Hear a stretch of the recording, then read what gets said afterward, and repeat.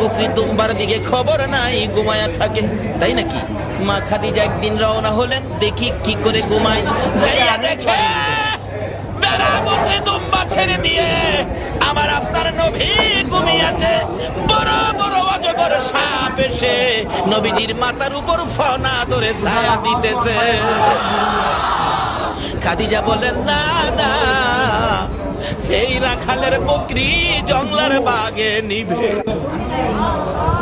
খাদিজা বাড়ির দিকে যায় আর ফিরা ফিরা চাই, এটা কেমন রাখাল রে?